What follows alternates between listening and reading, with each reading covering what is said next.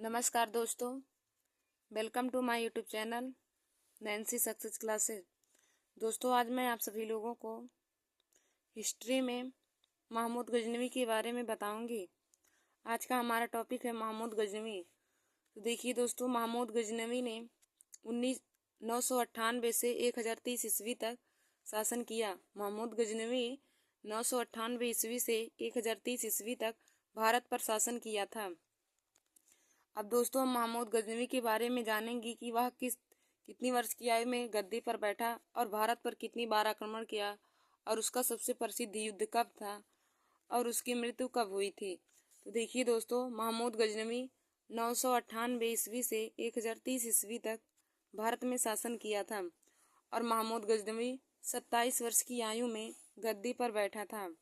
महमूद गजनवी 27 वर्ष की आयु में गद्दी पर बैठा और महमूद गजनवी ने भारत पर 17 बार आक्रमण किया था। तो देखिए दोस्तों, यदि आप सभी लोगों से पूछा जाए क्वेश्चन में कि महमूद गजनवी कितनी वर्ष की आयु में गद्दी पर बैठा था, तो आप लोग बताएंगे कि महमूद गजनवी 27 वर्ष की आयु में गद्दी पर बैठा था। और यदि पूछे कि महमूद गजनवी ने भारत पर कितने बार आक्रमण किया, तो महमूद गजनवी ने भारत पर 17 बार आक्रमण किया था। महमूद गजनवी ने भारत पर 17 बार आक्रमण किया। फिर देखिए दोस्तों, आगे हम देखेंगे कि महमूद गजनवी ने कब कब युद्ध किए थे। तो देखिए दोस्तों, महमूद गजनवी ने 1001 ईस्वी में जयपाल को पेशावर के निकट पराजित किया था। महमूद गजनवी ने 1001 ईस्वी में जयपाल को पेशावर के निकट पराजित किया और जयपाल के पुत्र का नाम आनंदपाल था। जयपाल के पुत्र का नाम आनंदपाल था, जिससे महमूद गजनवी ने 1009 ईस्वी में आनंदपाल यानी कि जयपाल के पुत्र को महमूद गजनवी ने पर आक्रमण किया और आनंदपाल की हार हुई व महमूद गजनवी की जीत हुई थी। देखिए दोस्तों, 1001 ईस्वी में महमूद गजनवी ने जयपाल को पेशावर के निकट पराजित किया था, यानी कि उसको हरा दिया था। जयपाल को महमूद गजनवी ने पेशावर के निकट 1001 ईस्वी में हरा दिया था और जयपाल का पुत्र आनंदपाल था, जिसने 1009 ईस्वी में महमूद गजनवी पर आक्रमण कर दिया। और उसके बाद देखिए दोस्तों, आक्रमण का क्या उद्देश्य निकला कि आनंदपाल की हार हुई जबकि महमूद गजनवी की जीत हुई थी। देखिए दोस्तों, जब 1009 ईस्वी में आनंदपाल ने महमूद गजनवी पर आक्रमण किया तो आनंदपाल की हार हो जाती है और महमूद गजनवी की जीत हो जाती है। तो 1001 ईस्वी में महमूद गजनवी ने जयपाल को पेशावर के निकट पराजित किया और 1009 ईस्वी में आनंदपाल को यानी कि जयपाल के पुत्र को भी पराजित किया था। फिर हम लोग आगे देखेंगे 1025 ईस्वी में। देखिए दोस्तों, 1025 ईस्वी में महमूद गजनवी ने सोमनाथ मंदिर पर आक्रमण किया था और यह सबसे प्रसिद्ध आक्रमण था। यदि पूछे कि महमूद गजनवी का सबसे प्रसिद्ध आक्रमण क्या था, तो आप लोग बताएंगे कि सोमनाथ मंदिर का आक्रमण महमूद गजनवी का सबसे प्रसिद्ध आक्रमण था। तो देखिए दोस्तों, हम देखेंगे 1025 ईस्वी में महमूद गजनवी ने सोमनाथ मंदिर पर आक्रमण किया था। 1025 ईस्वी में महमूद गजनवी ने सोमनाथ मंदिर पर आक्रमण किया था। इस आक्रमण में 50,000 लोग मारे गए और सोमनाथ मंदिर गुजरात में है। यदि आपसे यह भी पूछे कि सोमनाथ मंदिर कहाँ है, तो आप लोग बताएंगे कि सोमनाथ मंदिर गुजरात में है और वहाँ का शासक उस समय भीम प्रथम था। देखिए दोस्तों, जब महमूद गजनवी ने सोमनाथ मंदिर पर आक्रमण किया तो वहाँ का शासक भीम प्रथम था और यह आक्रमण महमूद गजनवी का सबसे प्रसिद्ध आक्रमण था। देखिए दोस्तों, हमने आप लोगों को बताया कि महमूद गजनवी का सबसे प्रसिद्ध आक्रमण सोमनाथ मंदिर का आक्रमण था, क्योंकि उसने 1025 ईस्वी में सोमनाथ मंदिर पर आक्रमण किया था और इस आक्रमण में उसने 50,000 लोगों की हत्या की, यानी कि इस आक्रमण में 50,000 लोग मारे गए और उसने 20 लाख दिनार भी धन चोरी किए थे सोमनाथ मंदिर से और मूर्तियां भी वहाँ की तोड़ दी थी। इसीलिए महमूद गजनवी को तभी से मूर्ति भंजक भी कहा गया था। और देखिए दोस्तों, सोमनाथ मंदिर हमारा गुजरात में था और उस समय जब महमूद गजनवी ने सोमनाथ मंदिर पर आक्रमण किया, उस समय वहाँ का शासक भीम प्रथम था। और यह आक्रमण महमूद गजनवी के लिए सबसे प्रसिद्ध आक्रमण था। फिर आगे देखिए दोस्तों 1027 ईस्वी में, तो 1027 ईस्वी में महमूद गजनवी का अंतिम आक्रमण था। 1027 ईस्वी में महमूद गजनवी ने अंतिम आक्रमण किया। तो 1027 ईस्वी में उसने अंतिम आक्रमण जाटों के खिलाफ किया था। 1027 ईस्वी में उसने अंतिम आक्रमण जाटों के खिलाफ किया था। और देखिए दोस्तों महमूद गजनवी की मृत्यु कब हुई थी, तो महमूद गजनवी की मृत्यु 1030 ईस्वी में हुई थी। और महमूद गजनवी को मूर्ति भंजक कहा गया था, क्योंकि उसने जब उसने सोमनाथ मंदिर पर आक्रमण किया था तो वहां की मूर्तियों की भी तोड़ डाला था, इसलिए तब से ही महमूद गजनवी को मूर्ति भंजक भी कहा जाता है। मूर्ति भंजक और उत्सिकन भी कहा जाता है। देखिए दोस्तों महमूद गजनवी ने सबसे पहले आक्रमण 1001 ईस्वी में किया था। महमूद गजनवी का सबसे पहले आक्रमण 1001 ईस्वी में, और उसने 1001 ईस्वी में जयपाल को पेशावर के निकट पराजित किया था। जयपाल को पेशावर के निकट पराजित किया, और जयपाल का पुत्र आनंदपाल था, जिसने 1009 ईस्वी में महमूद गजनवी पर आक्रमण किया। लेकिन आक्रमण का यह निष्कर्ष निकला कि आनंदपाल की हार हुई और महमूद गजनवी की जीत हुई। यानी कि देखिए दोस्तों 1001 ईस्वी में महमूद गजनवी ने जयपाल को भी पराजित कर दिया, और जयपाल के पुत्र आनंदपाल को भी 1009 ईस्वी में उसने पराजित कर दिया। फिर 1025 ईस्वी में महमूद गजनवी ने सोमनाथ मंदिर पर आक्रमण किया था। 1025 में महमूद गजनवी ने सोमनाथ मंदिर पर आक्रमण किया, और इस आक्रमण में 50,000 लोग मारे गए। सोमनाथ मंदिर हमारा जो गुजरात में है, जब महमूद गजनवी सोमनाथ मंदिर पर आक्रमण किया था तो उस समय वहां का शासक भीम प्रथम था। और देखिए दोस्तों यह आक्रमण महमूद गजनवी का सबसे प्रसिद्ध आक्रमण माना जाता है। फिर हम देखेंगे कि 1027 ईस्वी में महमूद गजनवी का अंतिम आक्रमण हुआ था। तो 1027 ईस्वी में महमूद गजनवी का अंतिम आक्रमण जाटों के खिलाफ हुआ था, और महमूद गजनवी की मृत्यु 1030 ईस्वी में हुई थी।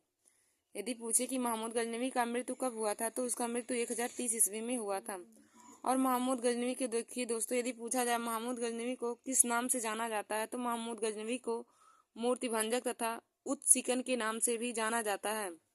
मूर्ति भंजक इसलिए कहा जाता है क्योंकि उसने सोमनाथ मंदिर पर जब आक्रमण किया था तो वहां की मूर्तियों को भी तोड़ फोड़ डाला था, इसलिए तभी से उसको मूर्ति भंजक के नाम से भी जाना जाता है। तो उसकी मृत्यु 1030 ईस्वी में हुई थी। अब हम आगे देखेंगे कि महमूद गजनवी के द्वारा चलाए गए सिक्के कौन कौन से हैं। महमूद गजनवी के द्वारा चलाए गए सिक्के कौन कौन से हैं, तो देखिए दोस्तों महमूद गजनवी के द्वारा चलाए गए सिक्के, महमूद गजनवी ने चांदी के सिक्के चलाए थे। महमूद गजनवी ने चांदी के सिक्के चलाए थे जिस पर एक तरफ अरबी व दूसरी तरफ संस्कृत लिखा था। देखिए दोस्तों महमूद गजनवी ने चांदी के सिक्के चलाए थे जिस पर एक तरफ अरबी व दूसरी तरफ संस्कृत लिखा था। यदि पूछे कि महमूद गजनवी के द्वारा चलाए गए सिक्के पर क्या क्या लिखा था, तो आप बताएंगे कि एक तरफ अरबी व दूसरी तरफ संस्कृत लिखा था। यानी कि अरबी एक भाषा होती है, संस्कृत भी भाषा होती है। तो उसके द्वारा जो सिक्के चलाए गए थे उस पर एक तरफ अरबी भाषा और एक तरफ संस्कृत भाषा लिखा हुआ था। फिर अब हम देखेंगे कि महमूद गजनवी के साथ कौन कौन से दरबारी विद्वान आए थे और उसके अन्य दरबारी विद्वान कौन थे। तो देखिए दोस्तों महमूद गजनवी के साथ अलबरूनी आया था। महमूद गजनवी के साथ अलबरूनी आया था जिसने किताब उल हिंद नामक पुस्तक लिखा था। अलबरूनी किताब उल हिंद नामक पुस्तक लिखा था। देखिए दोस्तों महमूद गजनवी के साथ या महमूद गजनवी के दरबारी विद्वान अलबरूनी उसके साथ आया था जो किताब उल हिंद नामक पुस्तक लिखी थी। और अन्य विद्वान भी हमारे फिरदौसी थे। अन्य विद्वान फिरदौसी और उलवी। तो फिरदौसी दोस्तों शाह नामक पुस्तक लिखा था और उलवी किताब उल यामनी नामक। फिरदौसी शाह नामक पुस्तक लिखा था और उलवी किताब उल यामनी नामक पुस्तक लिखा था। यदि पूछे कि महमूद गजनवी के साथ कौन कौन से दरबारी विद्वान आए थे, तो देखिए दोस्तों आप बताएंगे अलबरूनी, फिरदौसी और उलवी। अलबरूनी, फिरदौसी और उलवी। और यदि पूछे कि अलबरूनी, फिरदौसी और उलवी कौन कौन से पुस्तक की रचना किए थे? देखिए दोस्तों, अल-बरूनी ने किताब उल हिंद नामक पुस्तक लिखी है। अल-बरूनी किताब उल हिंद नामक पुस्तक लिखी है और फिरदौसी ने शाह नामक पुस्तक लिखा और उलवी ने किताब उल यामनी नामक पुस्तक लिखा है। देखिए दोस्तों, महमूद गजनवी के द्वारा चलाए गए सिक्के, तो महमूद गजनवी ने चांदी के सिक्के चलाए थे जिस पर एक तरफ अरबी व दूसरी तरफ संस्कृत लिखा था। महमूद गजनवी ने चांदी के सिक्के चलाए थे और जिस पर एक तरफ संस्कृत व एक तरफ अरबी लिखा था। और महमूद गजनवी के साथ अल-बरूनी नामक दरबारी उसका विद्वान आया था जिसने किताब उल हिंद नामक पुस्तक लिखी और फिरदौसी शाह नामक पुस्तक लिखा है और उलवी किताब उल यामनी नामक पुस्तक लिखा है। तो दोस्तों, आज हमने महमूद गजनवी के बारे में पढ़ा। महमूद गजनवी देखिए दोस्तों, 998 ईस्वी से 1030 ईस्वी तक भारत में शासन किया था। 1030 ईस्वी तक, 998 ईस्वी से 1030 ईस्वी तक भारत में शासन किया था और यह 27 वर्ष की आयु में गद्दी पर बैठा था। महमूद गजनवी 27 वर्ष की आयु में गद्दी पर बैठा और उसने भारत पर 17 बार आक्रमण किया था।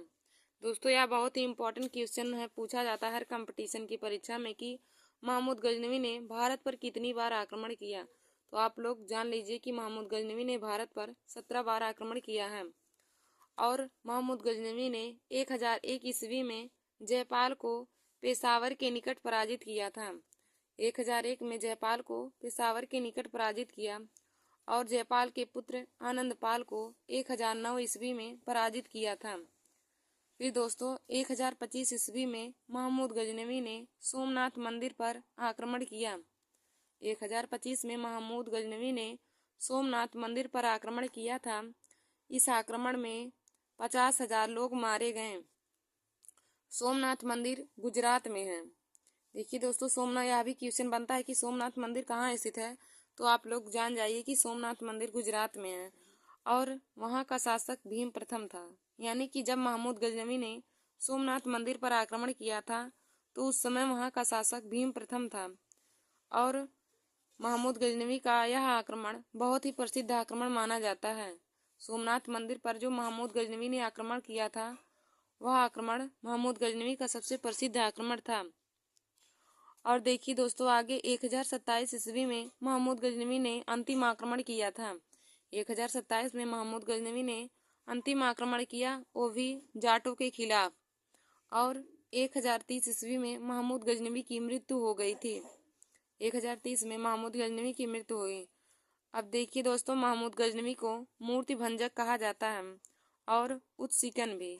मूर्ति भंजक इसलिए कहा जाता है क्योंकि उसने 1025 ईस्वी में जब सोमनाथ मंदिर पर आक्रमण किया तो उसने वहां की मूर्तियों को भी तोड़ फोड़ डाला था, इसलिए उसका नाम तभी से मूर्ति भंजक पड़ गया था।